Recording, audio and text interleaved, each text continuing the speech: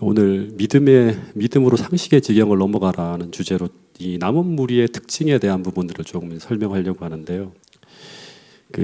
투자 전문가이자 미국 금융가인 월가의 현자, 그러니까 경제 분야에서는 현자라고 불리는 이 나심 니콜라스 탈레브라는 사람이 있었는데, 이 사람이 2007년에 블랙스완, 검은 백조라고 하는 책을 내었어요. 당시 이 책이 29개국의 언어로 이렇게 이제 번역되어졌고 17주간 뉴욕타임즈 베스트셀러에 올라간 책인데, 근데 이 저자가 이 책이 발간된 직후에 한 강연에서 어떤 얘기를 하는가 하면, 앞으로 머지않아서 상상할 수 없는 최악의 파국이 미국 월가를 덮칠 거라고 하는 그런 예언을 했습니다. 그런데 그때 이제 뉴욕타임즈에서 이 책에 대해서 혹평을 하는 기사를 실었고, 당시 대부분의 금융계에 속한 사람들이 이 탈레브의 말에 별 관심을 기울이지 않았습니다. 근데 불과 1년 만인 2008년도에, 여러분들 잘 아시죠? 2007년도에 이 책이 나갔고, 그리고 2007년도에 이 사람이 강연을 했는데, 근데 2008년도에 딱 1년 후에 이 사람의 예견대로 서브프라임 모기지 사태로 이제 막 미국에서 엄청난 일이 벌어집니다. 그러면서 당시 이 사람이 사용한 말인 이 검은 백조 현상이라고 하는 단어가 굉장히 유명한 관용어처럼 사용되어집니다. 이 검은 백조 현상이라고 하는 것은 뭐냐 그러면, 불가능하다고 인식되는 상황이 실제 발생하는 걸 말하는 거예요. 다시 말해서 누구도 예측하지 못한 일, 일어날 확률이 0.1% 정도밖에 안 되는 그런 일이 벌어지고 일어나는 것, 이것을 가지고 뭐라고 하는가 하면 검은 백조 현상이라고 합니다. 이 검은 백조 현상이라고 하는 말이 무슨 말인가 하면, 17세기 전만 하더라도 전 세계 이 생물 도감에 백조는 무슨 색이죠? 네, 무조건 흰색이었습니다. 그래서 우리가 백조라고 부르잖아요. 그래서 우리는 이 검은 백조가 나타나기 전까지는 이 검은 백조는 없다고 가정하며 살아간다고 하는 것입니다. 왜냐하면 인간은 자신이 경험한 것만을 근거로 현재의 상황을 판단하기 때문이에요. 근데 영국인들이 호주로 쭉 이제 이주하면서 거기서 검은 백조를 처음 발견합니다. 그러면서 그동안 상식이라고 믿어왔던 그 통념이 완전히 무너지는 거예요. 그래서 우리 삶엔 언제나 이 검은 백조 현상이 일어날 가능성이 있다고 하는 것입니다. 왜냐하면 우리가 아는 것, 우리가 경험하는 것은 너무나 제한적이기 때문에, 우리가 경험하는 경험치라고 하는 것은 불과 70년, 80년을 경험하는 것이 전부예요. 더하여서 아무리 우리가 빅데이터를 가지고 분석한다고 하더라도 우리 인간의 지혜와 경험치는 제한적이에요. 근데 어떻게 보면 이 성경에는 이런 검은 백조 현상이 일어날 것이라고 계속 예언하고 말씀하는 책이 성경이라고 하는 것입니다. 비 한 방울 내리지 않는 세상에 노아 홍수가 일어날 것이라고 이야기하고 있고, 처녀가 잉태해서 아들을 낳을 것이라고 하고 있고, 더하여 재림으로 세상이 끝날 것을 이야기하고 있는데, 근데 이것은 이전까지 단 한 번도 일어난 적이 없는 백조 현상 같은 그런 현상이에요. 근데 이 탈레브의 이야기를 극소수의 사람만이 유의하고 믿었듯이, 이 성경 말씀을 진심으로 믿고 살아가는 사람들은 이 세상에 극히 적다고 하는 것입니다. 교회 다니는 사람들은 굉장히 많은데, 정말 성경을 진심으로 믿고 그것을 대비하며 오늘을 살아가는 사람들은 진짜 극소수에 불과하다고 하는 것입니다. 근데 오늘 이곳에 앉아 있는 분들은 정말 성경을 온전히 믿고 거기에 진심으로 헌신하며 살아가는 사람들이 맞습니까? 아멘 소리가 조금밖에 안 들리네요. 여러분, 모든 성도들이 정말 성경을 온전히 믿고 거기에 진심으로 헌신하며 살아가는 그런 사람들이 될 수 있기를 간절히 바라겠습니다. 시대 소망에 보면 이런 말이 있어요. 주님께서 이 땅에 초림하실 때, 그때 하늘의 사자들이 거룩한 진리의 빛을 세상에 나누어 주라는 부르심을 받은 하나님의 백성들의 뭐를 보고 무관심을 놀라움으로 바라보았다고 하는 거예요. 주님의 초림의 기별을 온 세상에 전하라고 하는 부름을 받은 사람들이 그 진리에 대해 아주 무관심했다고 하는 거예요. 그들은 무의미한 기도를 외우고 사람에게 보이기 위하여 예배의식을 거행하였으나 재물과 세상의 명예를 위하여 다투는 가운데 메시아의 나타나심을 위하여는 준비되지 않았다고 합니다. 근데 그 밑에 구절에 보면, 그럼에도 불구하고 이 보이지 않는 분을 보고자 갈망하는 사람들이 극소수지만 있었다고 합니다. 근데 중요한 게 그 다음 포인트예요. 근데 이 극소수의 무리에게 천사들은 보냄을 받았다고 하는 구절이 나옵니다. 여기 보면 하나님은 당시 유대 백성 전부가 아니라 깨어서 주를 기다리고 있는 이들에게 주의 초림을 준비하기 위한 하나님의 계획을 알려주었고 더하여 그들을 통해 주님께서 초림하실 길을 준비하고 있었다고 하는 것입니다. 누가복음 1장 2장에 보면 이 천사들이 극소수의 무리에게 보냄을 받았는데 그래서 천사들이 이 남은 무리와 만나서 주의 초림을 준비하는 장면들이 이렇게 나타나는데 근데 천사들이 이 남은 무리에게 전하는 메시지가 어떤 메시지인가 하면 대부분 상식적으로 보면요. 이 땅에서는 도저히 일어날 수 없는 불가능한 일들, 상식적으로는 도저히 받아들일 수 없는 일들을 준비하라고 하는 지시가 내려집니다. 이것은 마치 노아 홍수 당시에 비 한 방울 내리지 않는 그 세상에 홍수가 나게 될 테니 홍수를 대비해서 방주를 지으려고 하는 것과 비슷한 명령이었어요. 그런데 이런 상식을 뛰어넘는 지시라 할지라도 노아는 인류를 구원하기 위한 거대한 방주를 지으라는 그 하나님의 명령에 순종하였다고 하는 것입니다. 그래서 노아가 그 시대에 누구인가 하면 남은 무리가 되는 것입니다. 마찬가지로 이런 상식을 뛰어넘는 지시라 할지라도 주님의 말씀이라면 순종할 수 있어야지만 우리도 주의 오실 길을 예비할 수 있는 남은 무리가 될 수 있다고 하는 것입니다. 누가복음 1장에 보면 이 초림을 준비하기 위해서 천사가 만났던 두 인물이 나오는데 그 중에 한 사람이 바로 침례 요한의 아버지 사가랴, 또 한 사람이 마리아예요. 이 누가복음 1장 7절에 보면 당시 사가랴가 늙어서 이제 모든 생식 기능이 끊기고요. 그리고 더 이상 아이를 기대할 수 없는 상황이 되었다고 하는 진술이 나옵니다. 근데 그때 마침 사가랴가 이 제사장 직무를 하기 위해서 성소로 들어가서 그 직무를 행할 때 그때 이 가브리엘이 성전에서 봉사하고 있는 사가랴에게 딱 나타납니다. 그리고 그에게 사명을 전해요. 어떤 사명을 전하는가 하면 누가복음 1장 13절부터 16절에 보면 이제 내 아내 엘리사벳이 임신하여서 너에게 아이를 낳아줄 텐데 근데 이 아이는 어떤 아이인가 하면 주의 길을 예비하는 큰 선지자가 될 것이라고 하는 거예요. 그래서 이 아이를 나실인으로 키워내라고 하는 엄청난 사명이 부여됩니다. 예. 근데 이 천사의 이야기는 당시 사가랴의 상식으로 판단했을 때는 도저히 불가능한 일이었습니다. 왜냐하면 두 사람이 이미 한 90 가까운 고령이 되어서 생식 능력이 다 끊어졌기 때문이에요. 근데 이런 유사한 사건이 성경의 역사 속에 일어난 적이 있죠. 바로 믿음의 조상 아브라함의 아들 이삭이 태어날 때 똑같은 상황 속에서 아이가 태어납니다. 근데 사가랴는 평생 이 말씀을 백성들에게 가르치고 그리고 그것을 믿는다고 공언하는 제사장이었어요. 근데 실상 아브라함과 동일한 믿음의 도전 앞에 직면하여서는 그가 어떤 행동을 하는가 하면 이렇게 행했다고 합니다. 누가복음 1장 18절 말씀을 같이 한번 읽어보겠습니다. 시작. 사가랴가 천사에게 이르되 내가 이것을 어떻게 알리요? 내가 늙고 아내도 나이가 많으니이다. 이 사가랴가 천사에게 내가 이것을 어떻게 알리요? 내가 늙고 아내도 나이가 많다고 합니다. 그러니까 우리 두 부부가 나이가 이렇게 많은데 왜 우리한테 이거를 맡긴다고 하십니까? 어떻게 우리가 아이를 낳을 수 있습니까? 하면서 뒤로 물러나요. 다시 말해 사가랴는 지금 자신이 나이가 많아 아이를 낳을 수 없다는 이야기를 하고 있는데 더하여서 아이를 낳았다 하더라도 나이가 이렇게 많은데 어떻게 아이를 그 큰 일을 위해서 우리가 양육할 수 있겠습니까? 그런 말을 하는 거예요.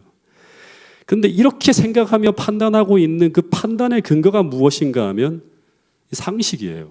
네. 상식이란 자신이 살아오면서 경험한 세상의 경험적 지식을 말하는 거예요.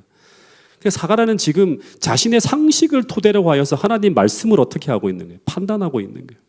여러분 그런데 믿음이란 하나님의 말씀이 내 상식과 경험으로 봐서는 전혀 일어날 수 없는 것을 말할지라도 하나님을 신뢰하며 순종하는 것이 바로 뭔가 하면 믿음이에요.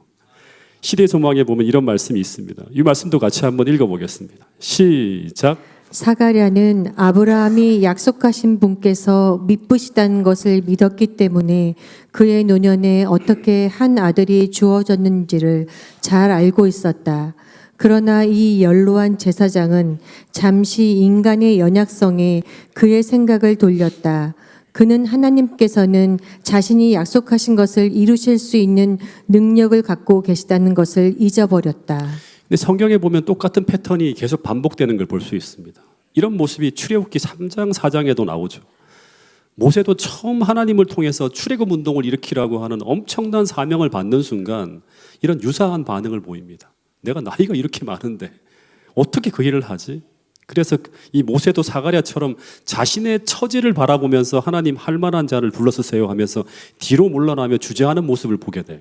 그리고 출애굽기 3장, 4장 두 장에 걸쳐서 하나님이 모세를 설득하는 긴 대화가 이제 나오는 걸 보게 됩니다. 마찬가지로 이 가브리엘이 이제 사가랴의 이런 예상치 못한 반응에 그를 이해시키고 그를 설득하기 위해서 가브리엘과 장시간, 사가랴와 장시간 대화하는 그런 똑같은 일이 벌어집니다. 근데 여러분, 제가 2번 직원 선거를 했는데요. 그때마다 많은 분들이 그 직분을 받을 때 대부분 이런 반응을 보입니다. 그래서 제가 그분들을 설득하는 일을 하는데, 근데 재미있는 것은 우리 하나님도 이렇게 하시는 것을 보면서 제가 한참을 웃었어요. 네. 여러분, 우리가 생각할 때는 이 모세나 사가랴의 이런 반응이 별로 이상하지 않습니다. 왜냐하면 우리도 대부분 같은 상황에서 같은 모습을 보이고 있기 때문이에요. 그런데 가브리엘 천사가 볼 때 이 모습은 너무나 이해가 안 되는 모습이에요. 왜냐하면 천지를 창조하신 전능하신 분이 이제 이런 계획을 가지고 이제 너를 쓰시려 하신다고 하는데 그들은 지금 뭐라고 하는가 하면 나의 상식으로는 그것이 불가능하다고 하고 있는 거예요. 어떻게 나 같은 사람을 통해서 그런 일을 할 수 있다고 하는 말인가, 이런 말을 하는 거예요. 그래서 이런 고령의 나이에 이제 죽을 나이가 다 되었는데 내 힘으로는, 나의 능력으로는 그 일을 감당할 수 없다고 하는 거예요. 내 힘으로 하려고 하니까 감당이 안 되고 질려버리는 거예요. 근데 문제는 이렇게 되면 하나님의 사업이 그곳에서 멈추어 버린다고 하는 거예요. 왜냐하면 하나님의 사업은 언제나 이런 상식을 뛰어넘는 하나님의 요구에 믿음을 가지고 순종하는 사람을 통해서 전개되어지는 것이기 때문이라고 하는 거예요. 여러분, 홍해가 갈라지는 것 단 한 번도 역사상 일어난 적이 없는 일이었어요. 비가 오지 않는 세상에 방주를 지어 홍수를 대비하는 것, 이것이 어디 그 시대 사람들에게 상식적으로 이해될 수 있는 일입니까?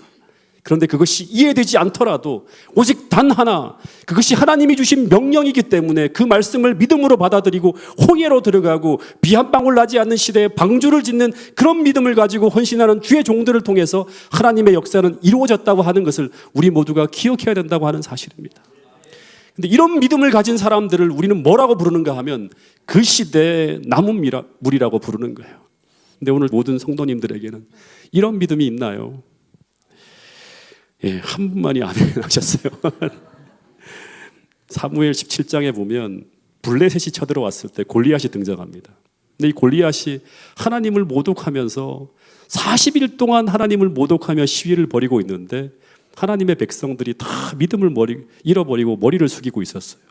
그런데 언제까지 머리를 숙이고 있었는가 하면 하나님의 남은 무리인 누가 나타날 때까지? 다윗이 나타날 때까지입니다. 하나님은 다윗이 등장하기 전이라도 직접 골리앗을 쓰러뜨리고 직접 블레셋을 무너뜨릴 능력을 가지고 있었습니다. 그러나 하나님은 그렇게 하지 않고 믿음을 가진 사람이 등장하기까지 기다리는 걸 볼 수 있습니다. 그리고 그 믿음의 사람이 나타났을 때 하나님은 그 사람을 통해입니다. 그 사람을 통해서 하나님의 능력을 나타내시고 하나님의 구원의 역사를 이루시는 것을 우리는 보게 됩니다. 출애굽 당시 모세도 마찬가지였죠. 모세라는 인물이 준비될 때까지 하나님의 백성들은 고통을 당하고 있었지만 80년 동안 출애굽의 역사는 일어나지 않고 있었습니다. 그런데 언제 출애굽의 역사가 펼쳐지는가? 모세라는 사람이 등장했을 때입니다. 즉 출애굽의 역사는 하나님의 놀라운 계획이 제시될 때 그 믿음을 가지고 순종할 수 있는 그 믿음을 가진 사람인 모세가 등장하기까지 일어나지 않고 있었다고 하는 사실입니다. 여러분, 마찬가지로 오늘 이 시대에도 주께서 재림하시기 전 하나님께서는 당신의 놀라운 계획을 펼쳐가려고 하실 때 그 계획에 전적인 믿음을 가지고 순종할 수 있는 그런 믿음을 가진 남은 무리들이 존재하지 않는다면, 그런 교회가 세워지지 않는다면 하나님의 계획은 지체될 수도 있다고 하는 사실을 기억할 수 있게 되기를 간절히 바라겠습니다. 재림 전 오늘 이 시대에 여호와의 길을 준비하는 그 역사적 소명을 가진 남은 무리가 믿음으로 준비되어지는 것은 주님께서 재림하시기에 앞서 준비되어져야 될 가장 중요한 일이라고 하는 사실을 우리 모두가 기억할 수 있게 되기를 간절히 바라겠습니다.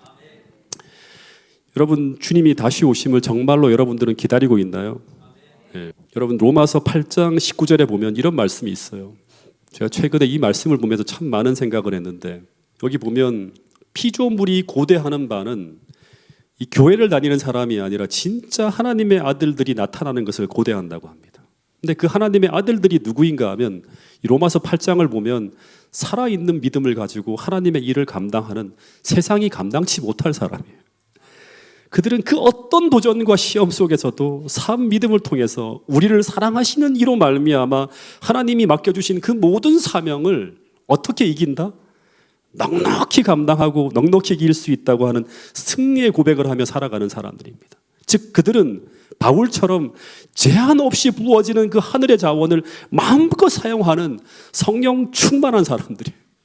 제가 꿈꾸는 삶, 모든 성도들이 이런 로마서 8장의 고백이 나의 고백이 될 수 있다고 하는 그런 믿음을 우리가 배우고 그런 믿음을 활용하고 살아가는 그런 사람들로 거듭날 수 있게 되기를 간절히 바라겠습니다. 즉 전쟁터 같은 우리 일상의 삶이 늘 믿음을 배우고 믿음을 활용하는 가운데서 나와 주님이 믿음으로 생생하게 연결되어져 있다고 하는 것을 체험하는 살아있는 믿음의 교육 현장이 여러분들의 삶이 되어야 된다고 하는 사실입니다. 왜냐하면 각시대 대쟁투 622페이지에 보면 이런 말씀이 있어요. 이 말씀을 같이 한번 읽어보겠습니다. 시작.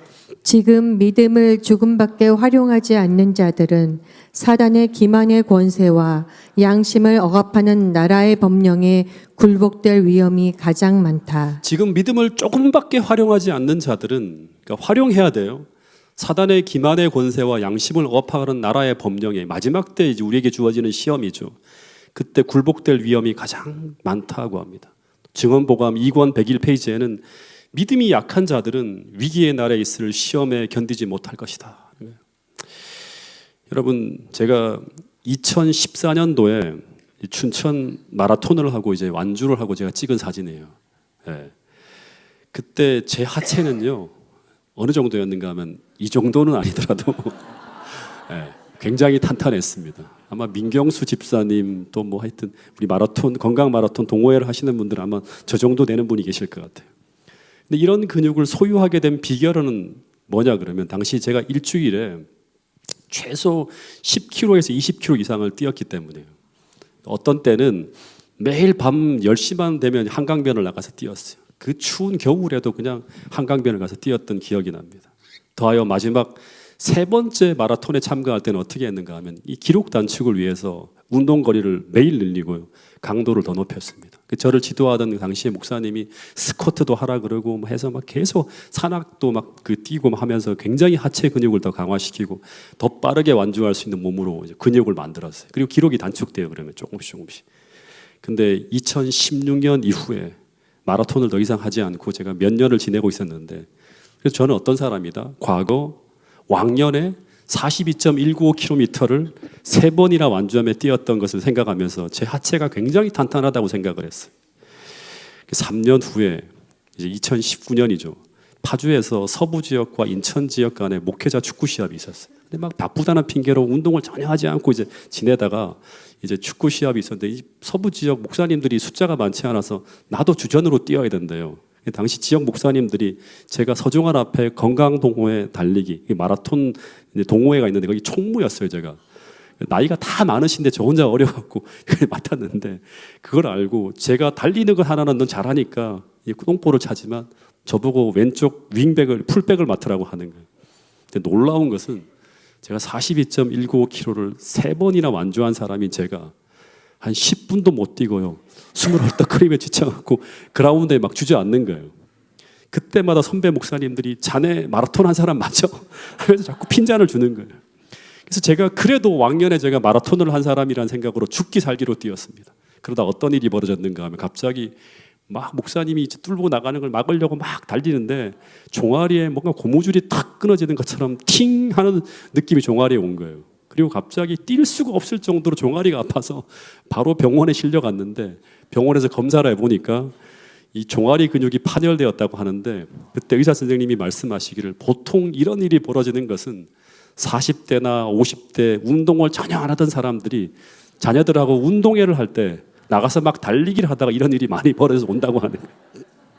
그래서 기부스를 하고 설교를 하고 그랬던 일이 기억이 납니다. 즉 아무리 과거 마라톤을 하고 심지어 철인3종을 했다고 하더라도 오늘 내가 그만큼의 강도를 가지고 그 근육을 매일 활용하지 않으면, 사용하지 않으면 근육을 어떻게 된다? 금방 약해진다고 하는 거예요. 근데 이것은 영적인 부분에서도 마찬가지예요. 많은 분들이 과거에 어떤 위대한 믿음의 경험을 했고 어떤 위대한 체험을 했다고 하는데, 이런 무용담처럼 많은 이야기들을 하는 사람들이 있는데, 그런데 그분들이 대부분 어떤 착각을 하는가 하면 현재도 그 믿음을 가지고 있다고 하는 착각을 한다고 하는 거예요. 근데 왕년에 우리가 어떤 경험을 했던지 간에 오늘 현재 내가 그 믿음을 활용하며 현재를 살아가지 않고 있다면 우리의 믿음은 분명히 약해져 있거나 아니면 전혀 사용할 수 없는 죽은 믿음일 가능성이 분명히 있다고 하는 것입니다. 다시 말해서 하나님의 불편한 요구에 작은 것 하나도 순종하지 못하는 그런 연약한 믿음일 수 있다고 하는 것입니다. 여러분, 다시 말합니다. 믿음은 그냥 성경을 열심히 보고 그 말씀을 내가 믿는다고 말하고 내가 고백한다고 해서 믿음이 자라나는 것이 아닙니다. 믿음이란 오늘 내가 살아가는 이 현실 속에서 내가 믿는 그 믿음을 끊임없이 삶의 현장에 적용하며 활용해야지만 그 믿음은 산 믿음이 되고 더하여 더 큰 믿음으로 자라난다고 하는 사실을 기억할 수 있게 되기를 간절히 바라겠습니다. 그리고 그 살아있는 믿음을 가지고 우리는 어떻게 하는가 하면 마지막 시대에 주님께서 상상할 수 없는 요구를 우리에게 하신다 하더라도, 어린 양이 어디로 인도하든지 어떤 믿음의 요구를 하신다 할지라도 순종하며 따라갈 수 있는 마지막 시대에 주의 길을 예비하는 남은 무리로 설 수 있다고 하는 사실을 꼭 기억할 수 있게 되기를 간절히 바라겠습니다. 윌리엄 밀러가 1831년에 재림 기별을 전하기 훨씬 전에요.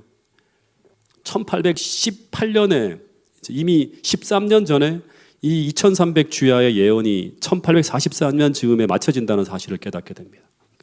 18년도에 2016년부터 이 사람이 성경을 연구하다가 2년의 연구 끝에 2300 주의 예언이 1843년에 맞춰진다고 하는 결론을 내립니다. 그리고 난 후에 다시금 어떻게 하는가 하면 18년에 깨닫고 난 다음에 5년 동안 자신의 결론을 확증하기 위해서 더 광범위한 예언 연구를 쭉 합니다. 그리고 1822년 9월에 밀러가 이런 기록을 남겨요. 예수 그리스도의 재림이 문 앞에 가까이 이르렀다고 하는 확신을 갖게 되었다고 하는 얘기를 해요. 근데 이 사람이 그 기별을 전하게 되는 것은 우리가 잘 아는 것처럼 1831년이에요. 그러니까 거의 13년 동안, 그리고 8년 계산부터 하면 침묵하며 살아갑니다. 근데 왜 그렇게 했을까요? 이 13년 동안 지체하는 것이 하나님의 뜻이었을까요? 밀러의 자서전을 쭉 읽어보면 이 윌리엄 밀러가 진리를 깨달은 그 시점부터 하나님께서는 윌리엄 밀러에게 기별을 전하라고 막 호소합니다. 심지어 1826년도에는 밀러의 꿈에 직접적으로 나타나서 이 기별을 속히 전하라고 막 지시하셨을 정도로 계속적으로 이제 밀러를 압박합니다. 근데 그럼에도 불구하고 밀러가 순종하지 못해요. 다시 말해서 하나님은 1831년부터 재림운동이 일어나기를 바라신 것이 아니라 그 이전부터 이 밀러의 순종을 통해서 이 진리가 전해지기를 바랬습니다. 그러나 밀러는 이 하나님의 계획에 순종하지 못하고 13년이나 지체했는데 그 이유가 무엇 때문인가 하면 첫 번째는 뭐냐 그러면 자신이 목사가 아닌 이 사람의 직업이 뭐죠?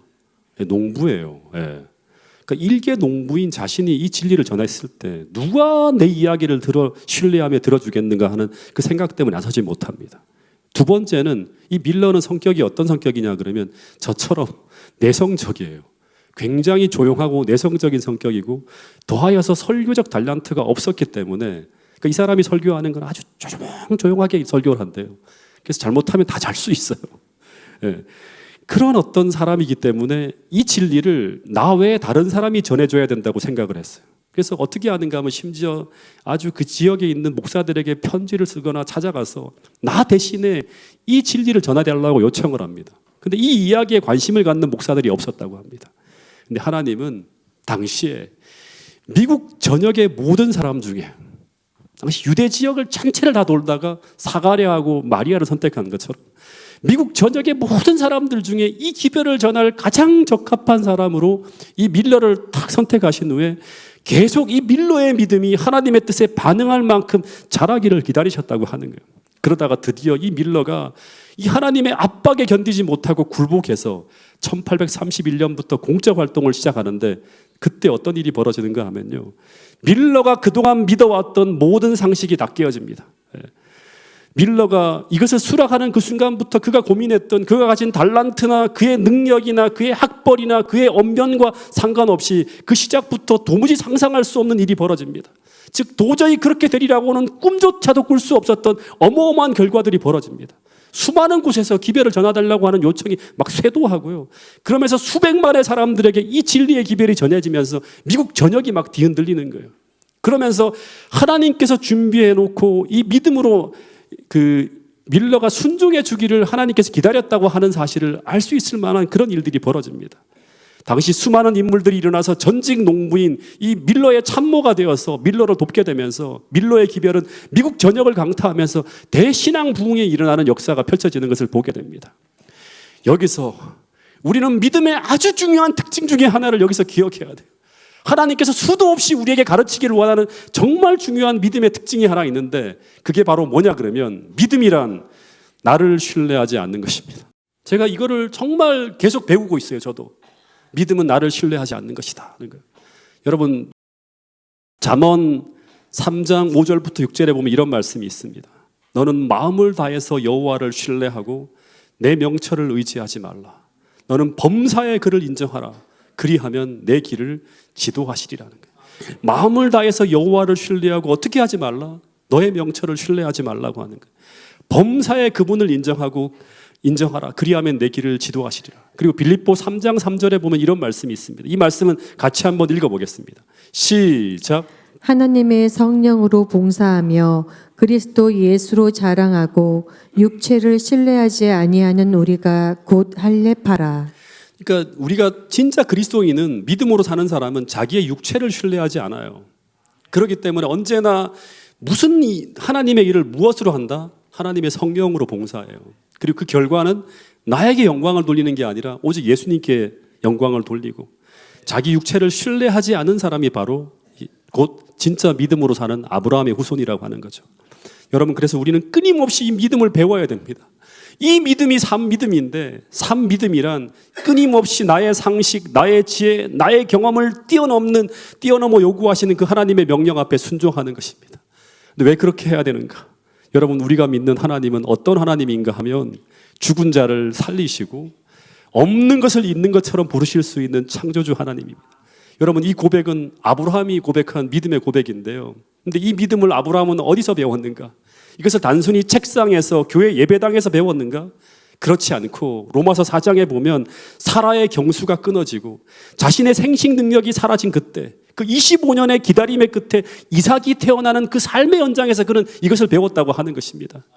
여러분 그래서 성경적 믿음은 단순한 지식의 익힘으로 배울 수 있는 것이 아니라 이것을 배울 수 있는 장소는 어디다? 삶의 현장이에요. 전쟁터 같은 삶의 현장이라고 하는 것입니다. 그래서 하나님은 이스라엘 백성들에게 이 믿음을 가르치기 위해서 그들을 애굽에서 이끌어내어서 생존이 불가능한 죽음의 광야로 이끌어내셨다고 하는 거예요. 그들이 보기에 상식적으로는 행진이 불가능한 곳, 때로는 걸어 들어가면 죽을 것 같은 그런 곳으로 그들을 계속 인도하시면서 그 믿음을 훈련시켰다고 하는 것입니다. 그래서 그들은 그 불모의 환경에서 끊임없이 이 믿음을 활용하는 가운데 끊임없이 상식을 뛰어넘는 믿음의 삶을 끊임없이 배워나가야 됐어요. 왜냐하면 그 이후 그들이 가나안에 들어가서 만나야 되는 환경은 어떤 환경인가 하면 가나안의 7 족속이 우글거리는 그런 환경이었어요. 그런데 그들은 그곳에서 그 가나안의 7 족속을 물리치면서 그 땅을 정복하고 차지해야 되는데 그러기 위해서는 그들의 무기와 그들의 지혜와 그들의 능력이 아니라 그것을 뛰어넘는 하나님의 지혜와 전략과 전술을 사용할 수 있는 사람이 되어야 했다고 하는 것입니다. 그래서 그것을 하나님의 지혜와 능력과 힘을 사용하기 위해서는 상식을 뛰어넘어 일하시는 그분의 지시와 명령 앞에 어떻게 해야 된다? 온전히 순종하며 따라갈 수 있는 믿음이 있어야 된다고 하는 것입니다.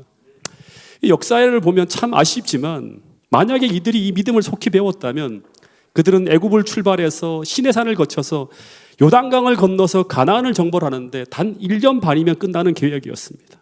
그런데 그 기간이 40년이라고 하는 시간으로 연장되어지면서 더 긴 고통의 세월을 그들이 보게 되는데 그 이유는 무엇인가 하면 바로 가데스 바니아에서 그들이 가나안 정벌을 앞두고 확인한 그들의 믿음이 살아있는 믿음이 아니라 어떤 믿음이었다? 죽은 믿음이었기 때문이라고 하는 것입니다. 이 죽은 믿음으로는 요단강을 건널 수도 없고 더하여 가나안에서 그 무시무시한 가나안 족속을 믿음으로 싸워 정복할 수도 없는 거예요. 그래서 하나님이 40년이라고 하는 기간을 지체했다고 하는 것입니다. 마찬가지로 오늘날 저는 이 이야기들을 제가 보면서 어떤 생각을 하는가 하면 이 재림이 지체되어지는 이유도 이런 이유일 수 있겠다는 생각이 드는 것입니다. 여러분, 오늘 우리가 성경을 맨날 읽지만, 다시 말해 맨날 창세기를 읽고 출애굽기를 읽으면서 성경 말씀을 믿는다고 말은 하지만, 우리가 막상 그 믿음을 활용해야 될 상황에 직면하게 될 때 우리는 주저하거나 물러서거나 그렇게 할 때가 많다고 하는 것입니다. 근데 왜 그럴까요? 그 이유는 딱 하나예요. 이 다윗이 골리앗을 이기는 경우를 우리는 성경책에서는 믿지만, 성경을 떠난 오늘 우리의 현실 속에서는 우리가 거의 믿지 않고 살아가기 있기 때문이라고 하는 사실이에요. 다시 말해서 우리의 삶의 방식이 나의 지혜와 나의 능력과 나의 상식을 뛰어넘어서는 그런 상황에서는 하나님의 능력을 의지해서 믿음으로 도전하는 그런 경우가 거의 드물기 때문에 우리 삶 속에서는 이 성경의 말씀을 우리가 지식적으로 알고 있다고 하지만 사용을 못하는 거예요. 근데 제가 하나 참 놀라운 게 뭐냐 그러면, 이 골리앗을 쓰러뜨리는 다윗의 믿음이 어디서 나왔는가 하는 거예요. 그 수많은 사람들이 있지만 다윗과 같이 완전히 시대를 바꿔낼 수 있는 그런 믿음의 영웅이 어떻게 등장했는가. 부조화 선지자를 보면 이런 글이 있어요. 다윗이 그 골리앗과의 싸움이 있기 전에 그는 그의 일상의 삶 속에서 양을 지키기 위해 수도 없이 그를 공격하며 도전해오는 이 작은 골리앗과 같은 곰과 맹수에 맞서면서 그는 수도 없이 하나님을 의지하는 그 믿음을 활용하면서 그 양을 지켜내는 경험을 하였기 때문이라고 하는 것입니다. 다시 말해서 골리앗과 싸워야 하는 그 믿음의 도전이 있기 전에 어떤 일이 있었다? 일상의 삶을 통해서 유사한 싸움을 계속 승리하며 싸웠던 경험이 있다고 하는 것입니다. 모든 성도들이 정말 이 마지막 시대에 주의 초림을 준비하는 그런 성도로 거듭나기 위해서 이 다윗처럼 일상의 삶을 통해서 끊임없이 승리하는, 믿음으로 승리하는 경험을 할 수 있게 되기를 간절히 바라겠습니다. 한 사람 좀 더 소개하면, 이 누가복음 1장으로 한번 또 돌아가 보면 그 초림 당시에 이제 남은 물인데요. 이 가브리엘 천사가 이 사가랴처럼 이 주의 길을 예비하기 위해 남은 무리 중에 또 한 사람을 이 주의 천사가 만나는 장면이 나옵니다. 그 사람이 바로 누구인가 하면 마리아였는데, 이 마리아에게 이 가브리엘 천사가 어떤 이야기를 전하는가 하면, 이 누가복음 1장 30절부터 보면, 너가 비록 남자를 낳지 못하는 처녀이지만 너는 성령을 통해 아이를 갖게 될 것이라고 하는 말씀을 전합니다. 근데 그 아이가 어떤 아이인가 하면, 한번 여러분이 마리아라고 한번 생각하면서 한번 들어보세요. 이 아이는 인류 역사상 모든 이스라엘 여인이 고대하던 그 인물이에요. 4,000년의 인류 역사 속에서 온 인류가 고대해온, 여기 보면 하나님의 아들 또는 이제 뭐 이런 표현들이 있는데 이건 곧 메시아라고 하는 거예요. 그런데 그런 인물을 탄생시키기 위해서 하나님은 누구를 사용하려고 한다? 지금 너를 사용하려고 한다고 하는 그런 얘기를 하는 거예요. 그런데 이 일은 마리아가 볼 때는 도저히 믿을 수 없는 일이었어요. 그래서 이때 마리아는 아마 이런 생각을 순간적으로 했을 수도 있어요. 모든 사람들처럼 상식을 가지고 살아가니까, 천사여, 번지수를 잘못 찾은 거 아닙니까? 저는 보다시피 아주 평범하다 못해 너무나 천한 사람인데요, 제가 어떻게 그 일을 감당할 수 있겠습니까? 라고 되물을 수도 있어요. 그리고 제가 아직 결혼도 하지 않은 처녀인데 어떻게 아기를 가질 수 있겠습니까? 이런 생각들이 막 떠올랐을 거예요. 그래서 그 순간 마리아가 어떤 질문을 하는가 하면, 천사님, 저는 처녀인데 불가능한 그 일이 어떻게 제게 이루어질 수 있을까요? 라고 하고 묻는데, 그때 이 천사가 이런 대답을 합니다. 자, 이 말씀은 같이 한번 읽어보겠습니다. 누가복음 1장 35절부터 37절 말씀입니다. 시작. 천사가 대답하여 이르되 성령이 내게 임하시고 지극히 높으신 이의 능력이 너를 덮으시리니 이러므로 나실 바 거룩한 이는 하나님의 아들이라 일컬어지리라. 대저 하나님의 모든 말씀은 능하지 못하심이 없느니라. 이 말씀은 어떤 말씀인가 하면요, 하나님께서 우리를 통해 하나님의 일을 하실 때 그때 하나님께서 일하시는 방법을 설명하고 있는 거예요. 너무나 중요한 말씀이에요. 근데 이 말씀은 이렇게 이해할 수 있는 말씀이에요. 너에게 이 일을 하라고 하는 것이 아니다 하는 거예요. 너에게 이 일을 하라고 하는 게 아니야. 착각하지 마 하는 거예요. 단지 너 자신을 하나님의 도구로 하나님의 계획 앞에 드릴 수만 있다면 하는 거예요. 그러면 뭐가 임하고? 성령이 내게 임하시고 지극히 높으신 이의 능력이 너를 덮으리니, 지배한다고 하는 거예요. 그렇게 될 때 하나님의 계획은 너의 몸을 통해서 성취될 수 있다고 하는 거예요. 그래서 이 메시지의 핵심은 바로 이것입니다. 너는 이 하나님의 일에, 이 하나님의 계획에 내 몸을 믿음으로 내어 맡길 수 있겠는가라는 거예요. 만일 맡길 수만 있다면 그러면 이제 내가 할게 하는 거예요. 맡길 수만 있다면, 드릴 수만 있다면, 헌신할 수만 있다면 하나님은 어떻게 하신다? 이제 내가 할게. 내 방법으로 그 일을 이룰 거야. 이렇게 말씀하고 있는 거예요.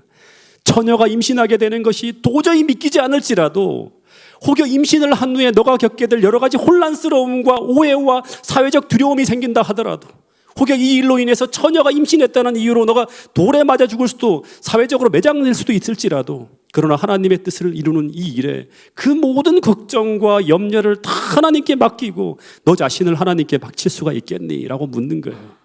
그렇게만 된다면 대저 하나님의 모든 말씀은 능하시 못하심이 없는 이란 이 말씀 앞에 모든 불가능한 환경과 상황이 다 극복되어지는 놀라운 일이 펼쳐질 것이라고 하는 것입니다.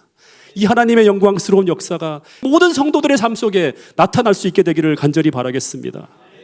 여러분, 오늘 하나님은 오늘 우리에게도 이런 놀라운 하늘의 계획을 가지고 오실 수 있다고 하는 사실을 믿을 수 있게 되기를 간절히 바라겠습니다. 그런데 그때 오늘 우리는 어떤 대답으로 하나님께 응답해야 될까요? 여러분, 그때 마리아는 이런 대답을 했다고 합니다. 이것은 어찌 보면 우리 모두가 배워야 할 모범 답안이라고 생각할 수 있는 그런 말씀이에요. 누가복음 1장 37절 38절 말씀을 같이 한번 읽어보겠습니다. 시작. 대저 하나님의 모든 말씀은 능하지 못하심이 없느니라.